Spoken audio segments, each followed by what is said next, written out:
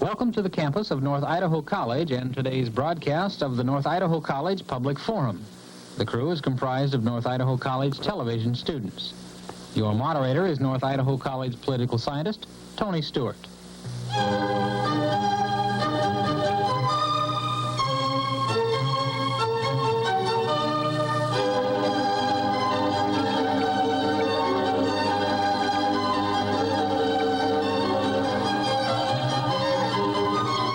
On today's program, and again next week, we're very happy to have two representatives from a delegation of 62 people from Idaho who recently went to the Soviet Union.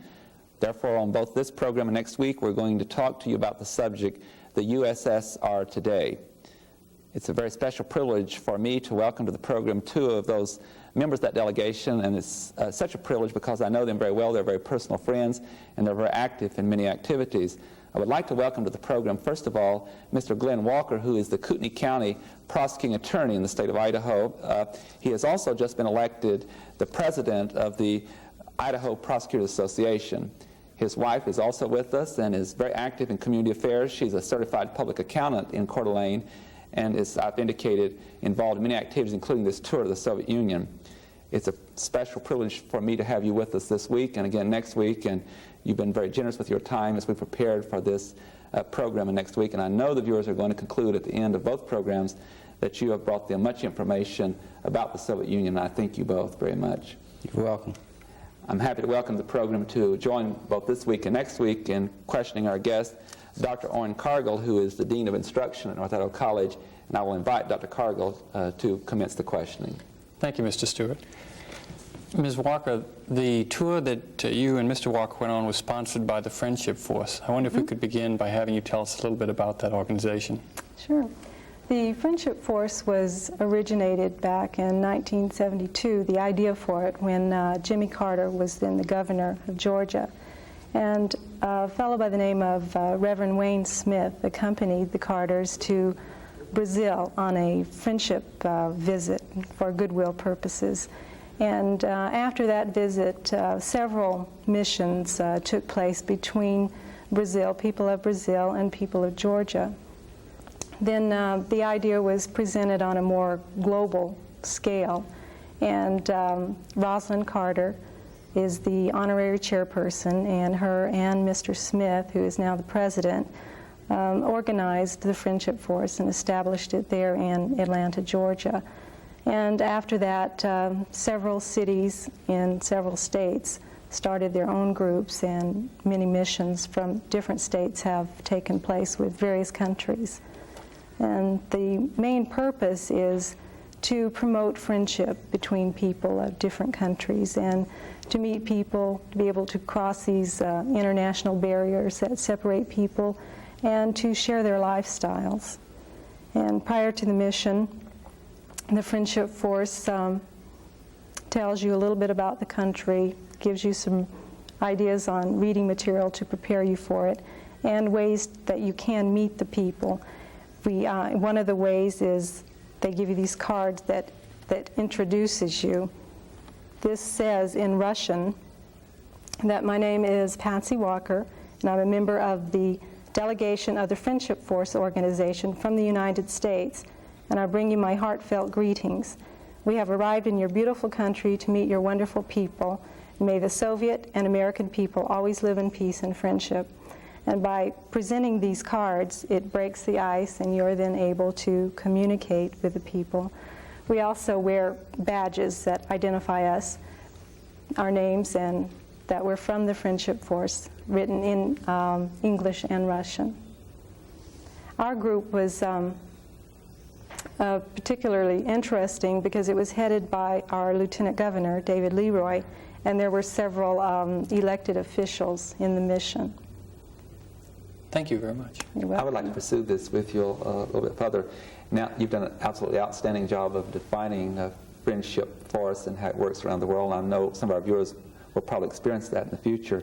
But on this given trip that you returned to the United States on about a month ago, I believe that you were there, would you tell us a little bit about how that came about? I know you have some slides of how you met those people that you were going to be visiting with, and I would like to invite both of you to do that, and while telling us about this Pacific Friendship Force trip, give us the kind of itinerary that you had in the tour, and I'll simply turn over the program to the two of you to allow you to get us through that tour and the slides, and then we're going to come back in the program. We're going to talk about some of the important issues of what you experienced while in the Soviet Union.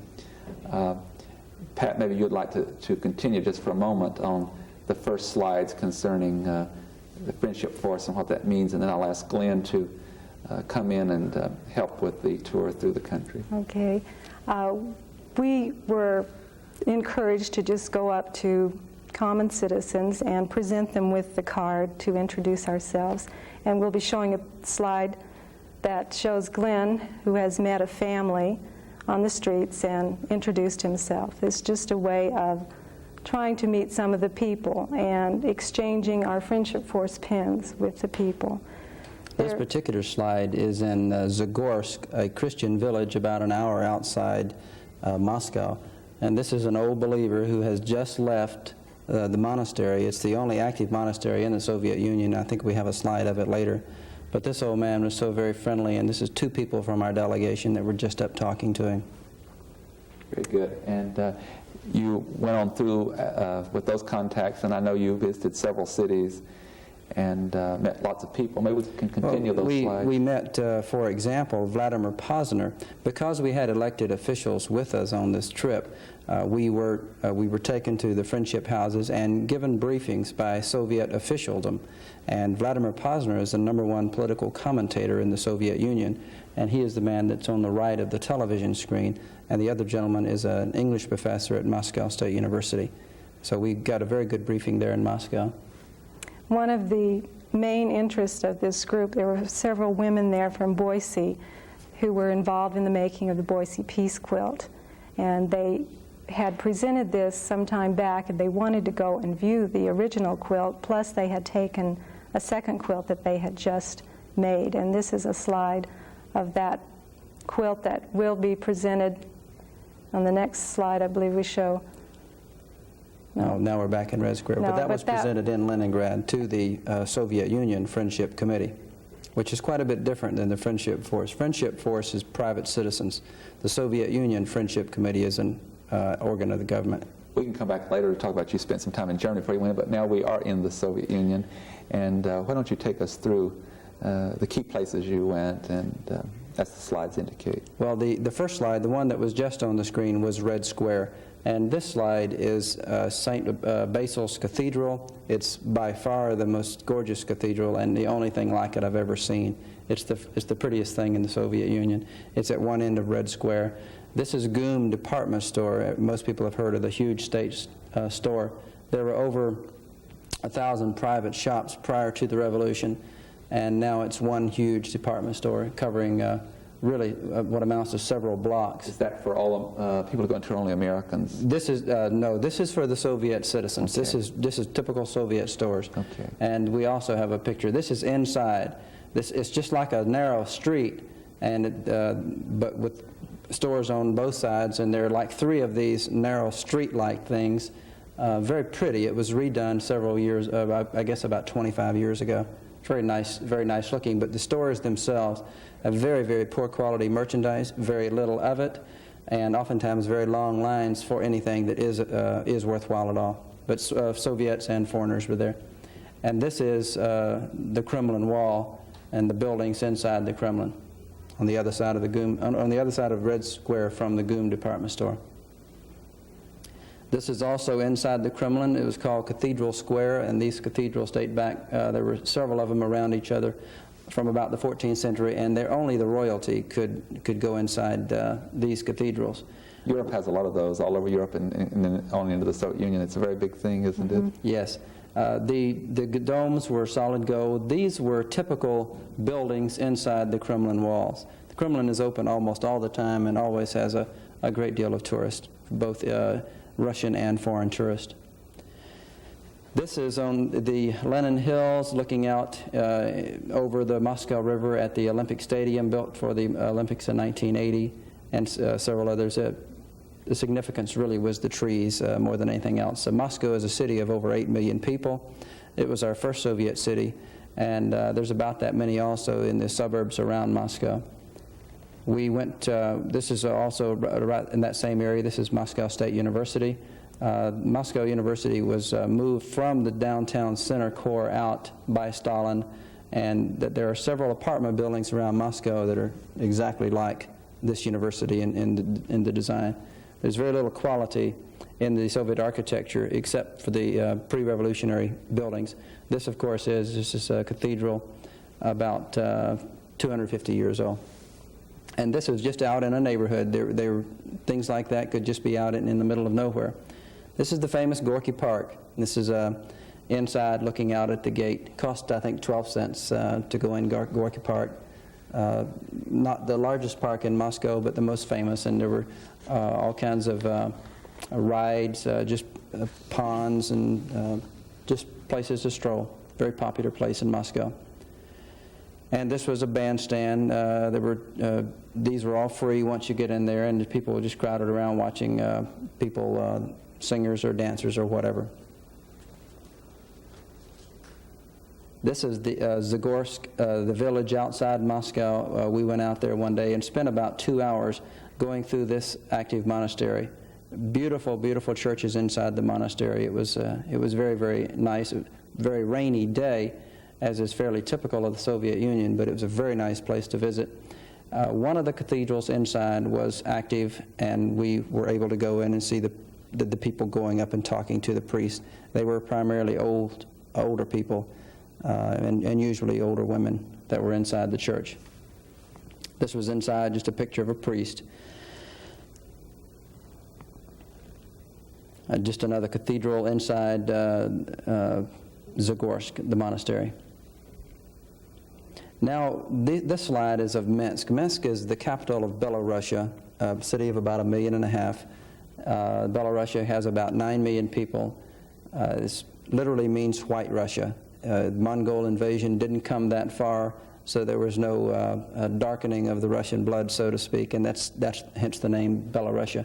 This was the only cathedral that we saw, and all the rest of the buildings were modern apartment buildings. The city was almost totally destroyed by the Germans in World War II, and 1/3 of the people were killed during World War II. But this is our hotel we stayed at. It was much different than in Moscow, as we'll get to later. There was a much less feeling of oppression in Minsk, and the buildings were newer, cleaner, nicer, didn't smell as bad, and a number of things. We also, we've moved now to Leningrad. Pat, why don't you talk about the slides from Leningrad? This is the hotel we stayed in Leningrad. It was right on the coast of the Sea of Finland. Very large, many people stay there. 2,400 people for that hotel. Large. This is the Revolutionary Square across from the Hermitage. Which is also very large, isn't it? Yes, it is. Incredibly large palace. It has over 1,000 rooms in it.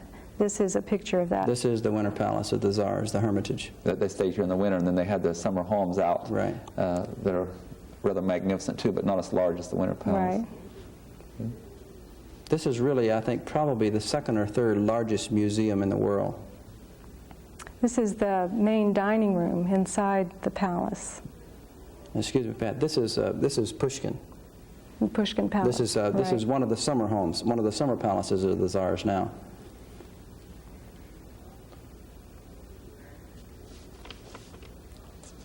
We also had pictures of the grand ballroom inside the summer palace. This is that picture.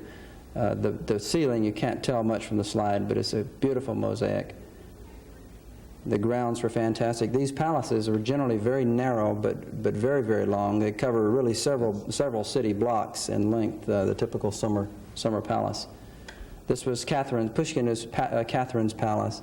The most beautiful one is Petrodvorsk, which was Petro meaning Peter's palace. This is a picture of the mass graves, the people that were killed during the war. They were unable to identify them, and there was up to, almost 500,000 people buried.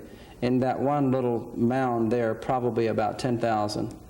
I visited Leningrad also, and that is a very sobering experience when you go down the lanes and see how many people were Yes. buried there during Yes, the It's war. not a pretty cemetery by any means. They make no attempt to keep it pretty, but it is maintained. But it's just that. It's a very sobering experience to realize that almost 500,000 people buried in one spot from one conflict.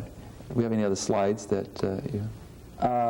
Well, this is St. Isaac's Cathedral, probably one of the 2 or 3. There's St. Paul's and St. Peter's in Rome, St. Paul's in England, and St. Isaac's in Leningrad, probably the 3 most beautiful cathedrals in the world. And inside, Pat, you were there. Tell them about the icons. There are icons in there that if you begin at one certain spot and follow it all around the room, it actually tells the story of the Bible. Just beautiful decorations, a lot of gold, and just The golden dome was painted brown or black or some color to try to keep it from being bombed. Many of the golden statues and various things were removed during the Nazi siege, but this, of course, was just painted over it. It did get one hit, but the bomb did not go off, so the cathedral was saved. We traveled to Petrodvorsk, the summer home palace of Peter the Great, on this particular boat and went through part of the Gulf of Finland. Took about 30 minutes, I guess, to get to the summer palace. And here we are. This is a canal from the Gulf of Finland to Peter the Great's palace, and this was about halfway up the canal. And it's like almost like talking about the Grand Canyon versus being there. It was the most beautiful palace I've ever seen, and it makes the British monarchy really look like paupers by comparison. The grounds and all, it's just, the That's only term is fantastic. incredible, isn't it? The only term is incredible, and it's also incredible because they don't take care of anything else. They take care of these palaces because, of course, they need the foreign exchange so badly, and they use them as tourist attractions, and they spend billions and billions of rubles on preserving these points of history. This was gold statues, and they had buried or shipped these out because this was all occupied by the Nazis just outside Leningrad during the siege in World War II. And as the Nazis left after the 900-day siege, they blew up all these palaces. And so they have been restored from pictures, and a marvelous job was done. Well, we really appreciate you going through the slides, and I know we have several other things in the short time we have to go through. If Dr. Cargill will bear with me a moment, I'll ask just one more question, and we'll return to him for some questions. And Pat, I know we want to get back to some of the social custom issues, but I do have one question for Glenn concerning his background and law and political science. As you travel through this country and you return now, we've had several opportunities to be together, and it's been most informative to me as someone who teaches in this field. Give us a little bit of a sketch of your reaction to the Soviet Union as to its political and economic system, and I say that intentionally, it's an integrated system. For our viewers, how does one describe a system that is so different from our own, some of the essential points that one can observe about a state control system? Well, it's culture shock to be there and to try to observe it, and it takes a time once there to really absorb such an extreme difference, and once you get home to again adjust and realize just what you've done. It's very depressing. When we left, when the plane took off the ground, everybody on the plane broke out in spontaneous applause when we left Moscow on the way home to come home. The people, of course, are spoon-fed and have been spoon-fed for 67 or so years. They receive only what the Soviets want them to know. They have a great craving for anything Western and especially American. The black market absolutely thrives because the Soviets, from the very beginning, have put all the emphasis on industrial and heavy industrial product, and now a tremendous amount of their budget goes into national defense. So there is very little left for the consumer. The stores, as I indicated earlier, there's very little in it. The people never question anything. They have learned you do not question why. At least openly or publicly. Yes. One individual pointed out to me one time a few years ago, he was in the lines waiting because I think it was some milk was now on the market, so the line was real long, and I'm sorry, excuse me, it was sheets. There was a tremendous sheet shortage, and so he was in the line, and it ran out before he got there, and he just made some normal gripe like we might do, and immediately was questioned by the man behind him, and you learn not to say any more. You don't question why in the Soviet Union. They live the big lie. It's very, very apparent that as you're there for a while, you notice there's no unemployment, but also it's make work. When the snow falls, for example, in the cities, there are just a legion of women, babushkas, and they're all heavy-set, it seems, with the same plain, very plain peasant dresses, out with the witches' brooms, with birch branches, just like you would expect to see if you went back in time 200 years, out sweeping the streets. And they sweep continuously while the snow falls. They sweep the sidewalks, rather.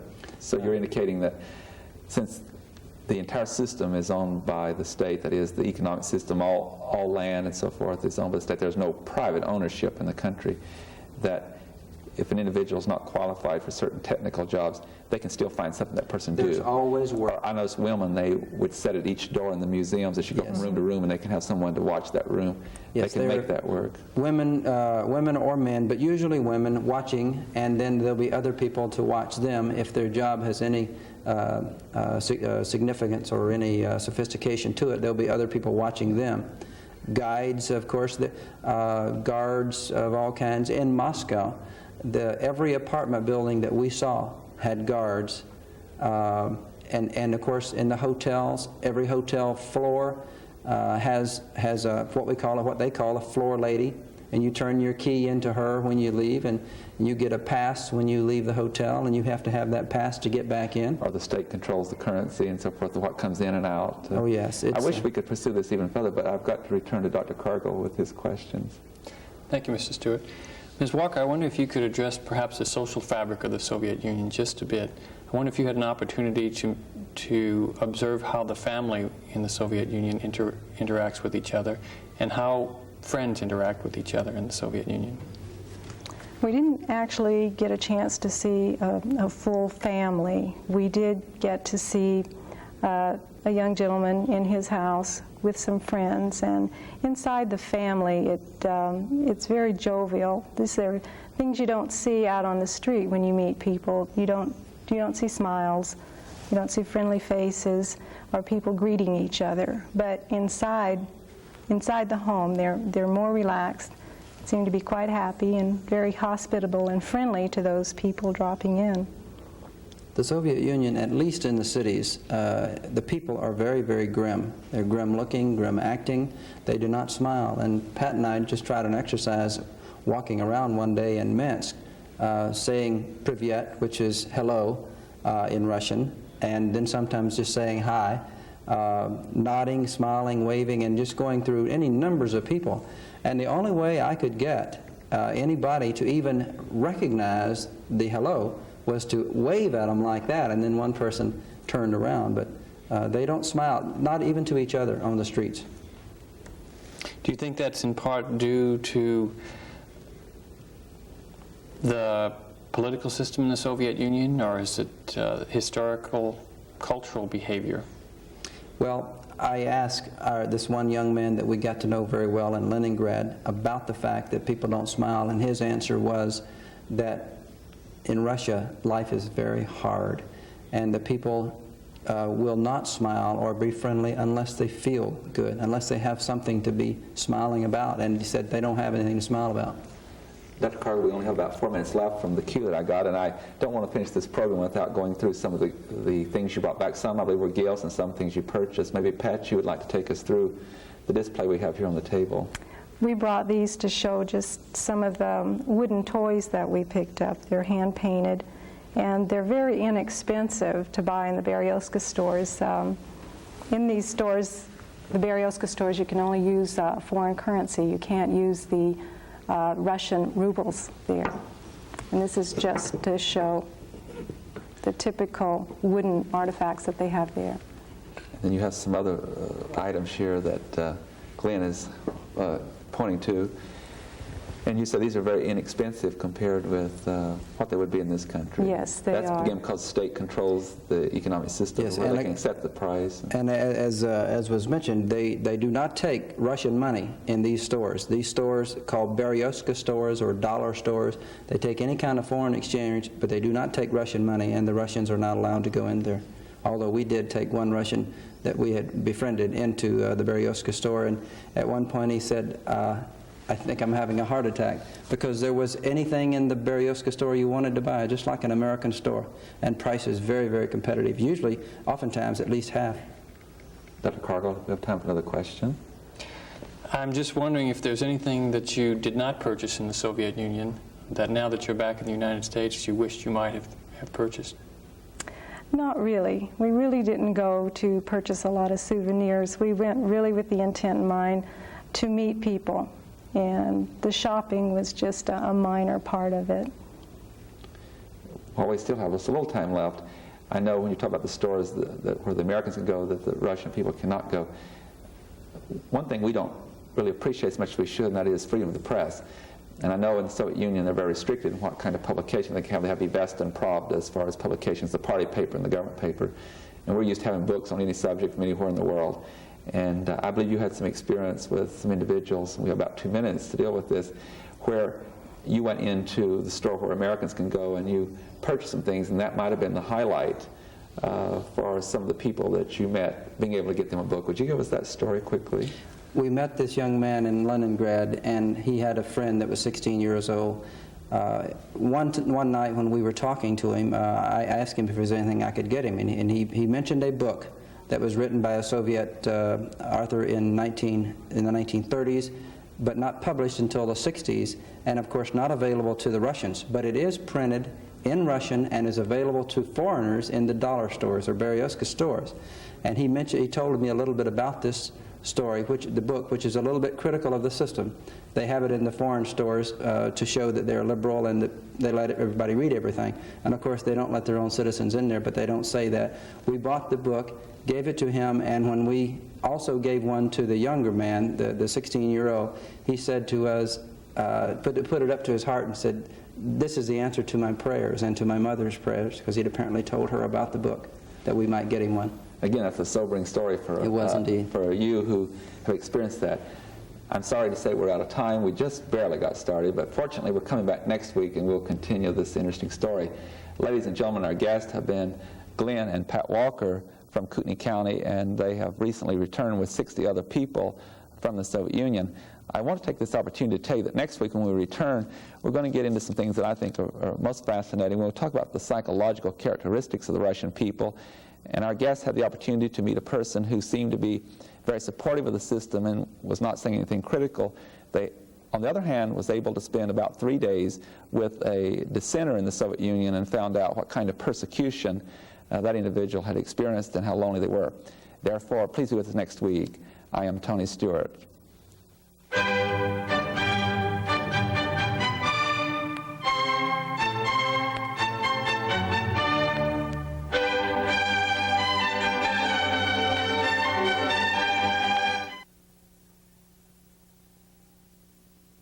Welcome to the campus of North Idaho College and today's broadcast of the North Idaho College Public Forum.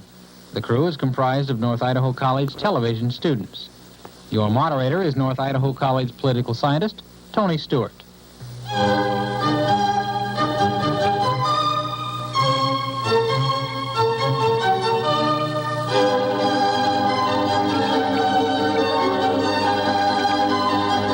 Today we're very happy to welcome back our guests from last week, Glenn Walker and Pat Walker. For you who were with us last week, we were talking about the trip that our two guests and 60 other people in a delegation from Idaho took to the Soviet Union about a month ago.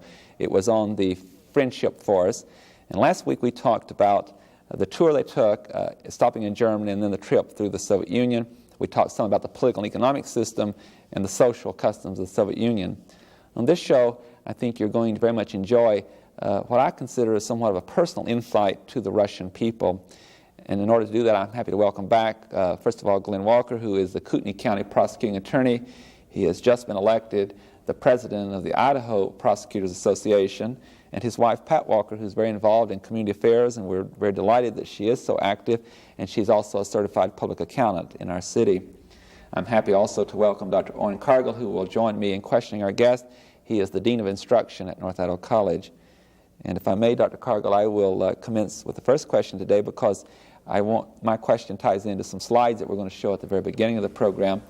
And after having the opportunity to have dinner with you and talk on a number of occasions since your return, I feel that you have received some insight that others have had when going to the Soviet Union about the psychology of the Russian people. All countries have a cultural base, and they have certain characteristics of their personality and to their attitude about politics, economics, religion, whatever. Would you take just a minute to show the slides concerning the person on the street in the Soviet Union and give us kind of a thumbnail sketch or overview of to the question, what is a typical Russian? Well, Tony, I don't know that I can really tell you exactly what a typical Russian is, except that we did have some observations. They're a fascinating people to study. I would say that by and large they are a passive people, and there's no way they probably could be anything else, since in their society they're not allowed to question anything. This was a typical street scene in Moscow, and in the background there's a large picture of Lenin with the typical propaganda slogans on the signs. These are everywhere. This is in a typical street scene in Leningrad. The buildings in Leningrad are generally older, generally much prettier. Leningrad is truly the Venice of the North. It's a gorgeous city with rivers and canals just everywhere. It's right on the Gulf of Finland, very far north. This is a picture taken in Minsk at a dinner, and the man in the center there, and in fact, part of the picture doesn't show the other two men, but there were three men from Poland that we met at the circus, and then they came back to our hotel, and we sat around and we talked for quite a while. We talked about Valenza and the Solidarity movement, and a good deal about Polish and American relations and other things, right there in the middle of the Soviet Union. And the man in the middle that we talked to spoke good English, and he was not a communist. The other two people were communists, and they didn't speak.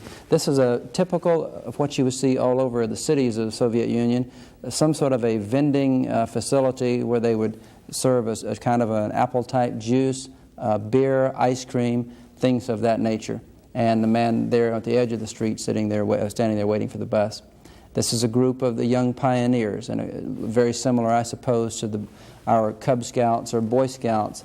As we teach American values to Cub Scouts and Boy Scouts, they do the same thing, but they're teaching obviously a very different kind of values in the Soviet Union.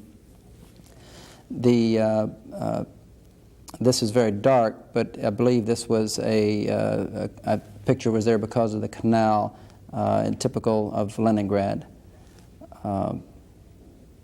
This was back at the hotel in Minsk, and the picture was there because of another individual that we met who's in the center of it. It's hard to see. We felt that perhaps he was a plant. He was so very, very friendly to us, an optic physicist from another town in Belarusia who was visiting Minsk, visiting his brother there, and had some business to conduct also. And we went up to his room in the hotel afterwards and had a glass of champagne and talked and had some candy and talked until about 1 or 2 o'clock in the morning. We did this one night, and another night another group went up and talked to him. But because he was so uncritical of the Soviet Union, not that he was constantly complimenting their system, but he didn't ever say anything bad about the system, I began to feel for that and other reasons that he was perhaps a plant.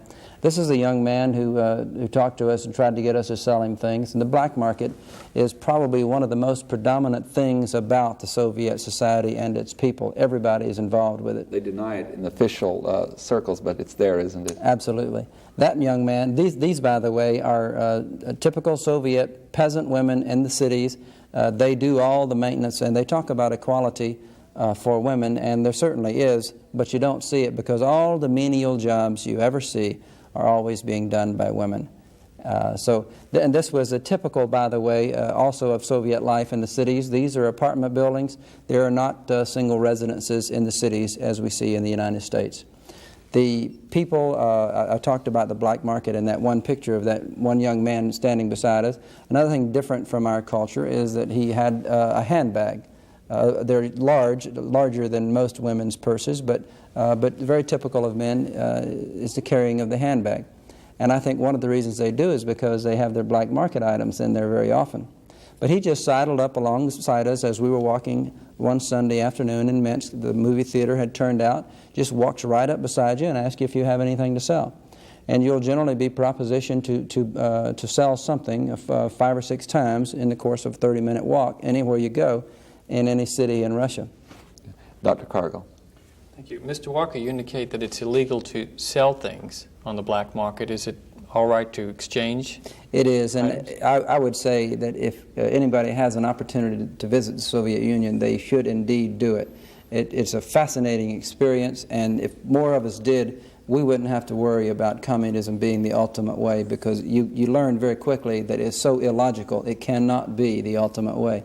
And I would ask people, if they go to the Soviet Union, to take things to give away. Don't try to sell anything, because that is illegal. Many people do it, obviously, and they get away with it. The Finns are probably the greatest. They come into Leningrad and Moscow all the time, and they do a great deal of that. But I would advise people to take things to give away as gifts and token of the friendship of the American people. Thank you. Ms. Walker, you suggest in your diary that on the whole, the USSR seems to be populated by people wearing drab clothing, working and living in drab and deteriorating buildings, and generally leading boring lives. I wonder if you might give us some examples of why life in the Soviet Union seems so depressing. Well, one of the things is that there is no unemployment, for one thing, and that's because everyone is provided with a job. That doesn't necessarily mean it's a job that's going to be meaningful or fulfilling to that person. For instance, in each of the museums that we saw, there was usually a lady that was a guard for each room, and her job is to simply sit there all day, and there's nothing challenging to it. That, or there are so many menial tasks. They're out sweeping sidewalks, and so the work is not very challenging. There's only the very few that get really good jobs that they would consider fulfilling. And as far as the clothing, their quality of clothing is very poor, and as a result it looks drab. There are occasionally you'll see some with brighter colors, but that's very rare. They also don't bathe frequently, and they don't wear deodorant. The women typically do not shave their legs and typically do not wear hose. One person we asked about the fact that they hardly ever smile, and his answer was that life is very, very hard in the Soviet Union. How about living conditions, the homes or apartments that they have? Everyone in the city lives in an apartment, and they're generally very small, and several people to, a typical apartment might be 2 to 3 rooms, and in those 2 to 3 rooms you may have a family of 5 or 6, or even 2 families living in one apartment.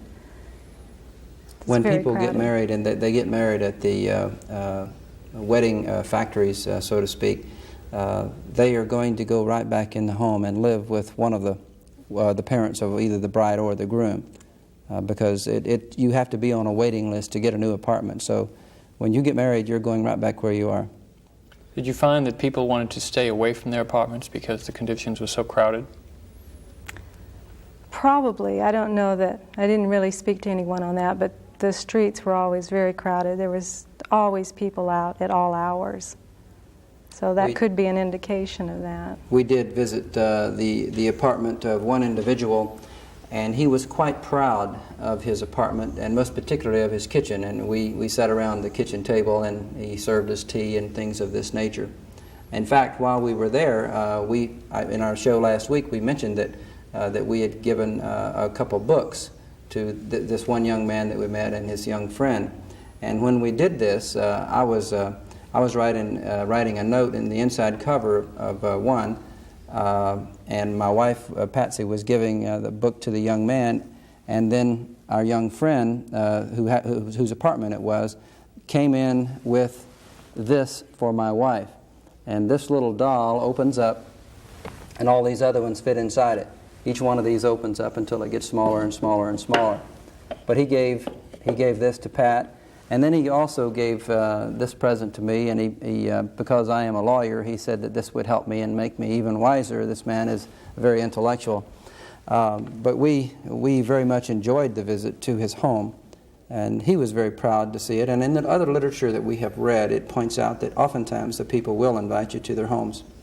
There's something that I would like to pursue at this point. I think this is going to be one of the most informative parts of the program. I think it's very serious but terribly important, and I promised this to the viewers last week. I've talked with both of you, and you both had the opportunity to go to the apartment you indicated of a Russian citizen. And from our talks, I have discovered that I believe that you had the opportunity to talk to at least one or more individuals who are very supportive of the system, and at least outwardly so, indicating that they had nothing negative to say. And yet you had the opportunity that very few Americans do to go into the home of someone who we could describe as a dissenter. And I'm going to really invite you to take some time to do this because I think it's so informative. Would you both share in this reaction? But first tell us a little bit about the person, and then we showed a slide of that individual who had nothing negative to say, and tell us some of the things that he said about the system. When you conclude that, I would like to particularly have you to spend some time to talk about the dissenter and how his life's been affected and how it's been affecting his relationship to his family, to his job, and to his whole standard of living, kind of on a comparative contrast basis. I sense here that you are saying that there are really two kinds of Russian people that you met. And with that introduction, I would invite you to comment on that. I would say, first of all, Tony, that the Russian people are probably very passive. They can be very, very festive also. And birthdays, for example, are grand occasions in the Soviet Union, and people will spend every bit of money they can get their hands on and not worry about tomorrow. There's very little savings in the Soviet Union. People spend whatever they can get their hands on. But they do that because there's very, very little to save for generally. But when we were in Minsk, we met a very, very charming man, and I know Patsy really liked him, and I did too. His name was Konstantin, and we think that perhaps he was a plant, but he wasn't critical of the Soviet Union. But most important, he really did not ask us anything about ourselves, our family, our state, our country, anything like that. He was there, and we are very inquisitive people as Americans, but as we asked him questions, he would give us answers, and they were not critical of the Soviet Union. Nor did I necessarily expect them to be, but I do know how to ask him hard questions on occasion, and he was always favorable to the system, but not too flattering. And enough to keep our interest. I felt that he was probably just trying to learn what we do when we meet Soviet citizens, the kinds of questions we ask and so forth. At one point, was it you, Patsy, that asked him, don't you want to know anything about us and our families? Yes, we had. By that time, we thought it was a little bit unusual that there were 6 of us sitting around asking him all kinds of questions about his job, his family, his lifestyle, and his country, some of the political events. And yet, he had nothing to ask us. He was always gave very good explanations of anything that we asked, but he wasn't curious at all. Let's pursue a little bit. What did he say about his country that was in the form of support? Well, it wasn't that he just, in all instances, gave the party line, but I really don't have any specific examples that are coming to my mind right now. But he gave the same things that we had been given by the communist officials in Moscow and earlier that day in Minsk. Unemployment, or as to unemployment, the fact that he didn't have a car and his brother did, he didn't want a car, he didn't want any more money. Things of the fact, why would I need any more money? Not any interest at all in any more money. And he was an intellectual. He showed us one of the books that he wrote. And to be an intellectual and to not recognize any lack of freedom was very, very strange indeed. If he were someone who knew nothing, but here's a man who obviously is aware of a good number of things, and yet he didn't question anything at all about his society. I thought that was very unusual. Now contrast that, Tony, if I may, with when we were in Leningrad meeting people and at this one friend's apartment, and one night just almost half a dozen or more different people stopped in during the evening. And the people, just so inquisitive, they would ask just rapid-fire questions at you. You couldn't get your answers out before they're already formulating new questions and throwing those at you. So it just did not fit the way he was so uninquisitive about us compared to these other people who wanted to know anything and everything. Let's talk a little bit about that experience at the apartment. And I don't know where you want to identify the person, not that's not relevant. But you did meet a gentleman and then one of his young friends, and you spent some time, I know you and the mayor of Coeur d'Alene, and then Patsy, you had a chance to go to the apartment too. I was fascinated with that more than anything, and you can tell that I was. Tell us, this dissenter, what he was saying about his country, what he was experiencing as a human being. I was very touched by what you said, Glenn, and I wish you'd share that with the viewers. Well, first of all, there are different kinds of people who disagree within the Soviet Union. And the people that we normally hear about, the dissidents, there aren't that many of them because we know what kind of treatment they usually end up with. So there aren't very many people who are willing to risk all. And that's what you do in the Soviet Union if you question.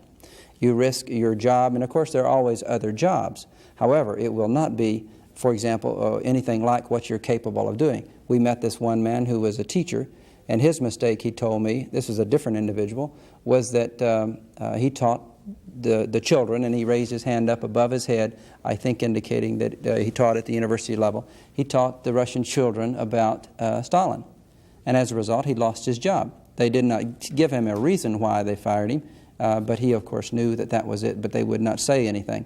And he looked around for about 6 months, could not find a job. They found him a job as a night guard. So here is an intellectual and a man who feels that he has no one in life to talk to. He said he would immigrate, he would feel great nostalgia for his motherland, but he would immigrate because he has no hope of any life, of any normal life. He can talk to no one would trust him. I suggested, well, surely, I've met other people, and they're critics of the system too. You could talk to them. He said, but I don't know them, and I can't get to know them. I said, what am I supposed to do? Go through my apartment, knock on the door, and say, are you a man such as I? He said so he was isolated. He was absolutely isolated, and we talked for about an hour and a half. This is David Leroy, another woman whose name I can't recall, and I talked to her. I talked to him, and we walked away after about an hour and a half, and we were so stunned by the conversation, the harsh and real stark reality of it, that we didn't even speak to each other. It just had that kind of an effect on us. Now, that's not the dissident that we'll hear about either, because he is not talking to the foreign press, and he is not making a great deal of noises. But he's a man who is a critic, and he will talk to foreigners, but he's very careful. Now, the person whose apartment we went to, on the other hand, was a different kind. He was out every day trying to get in the black market, and they just congregate around all the hotels. And there are a lot of hotels and tremendous amounts of foreigners. They want the foreign goods so bad. It's prestige. Shoes, especially, seem to be the most important thing. So they are there to try to buy shoes and belts and jeans and things of this nature. Well, Patsy and I one afternoon were standing out at the back of the hotel by the Gulf of Finland, and he was being questioned by a number of Americans that were from our delegation. And I listened for a while, and he was defensive. He was defending not the Soviet system, but these people were promoting Americanism rather strongly, and it made him a little bit defensive. He sounded a little anti-Semitic and a number of things like that, but he wasn't spouting the Communist Party line, and that was encouraging to me. So I stayed around and talked for a while, and I felt that he would open up, and I made an appointment to meet him the next night at 11 o'clock to go over to his house. And so I came out that afternoon, and Jim Fromm, the mayor of Coeur d'Alene, was out there already and talking to the guy, and he asked me again to come over to his apartment, and I was a little bit leery about it. I asked Fromm if he'd like to go with us, and so we took a bus and went over there. It was in the center of Leningrad, right off one of the beautiful canals.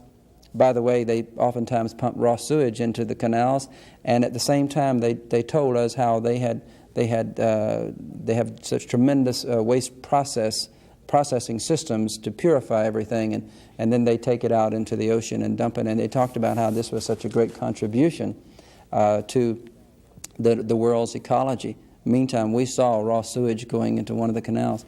But he lived in a building that was pre-revolutionary times. It was an ancient building. He was a brilliant man. He had gone to university. He was flunked out of the university because he spoke to foreigners. He said he felt like they made a mistake letting him in the first place because they knew he spoke to foreigners and had been doing so for about 10 years. But he was studying the English language and English literature. He was in the top 5 of his class, and he flunked out. They would not let him see his exams, nor would they let him sit for any other exams. And so he spends his life now as an interior designer with working with plants. And his house showed that. But the apartment was ancient. He was 23 years old, and a good number of friends aging from the high 20s down to about 16. But 2 young fellows who were 17 stopped by, and one of them had his birthday. And they were vodka'd up for sure.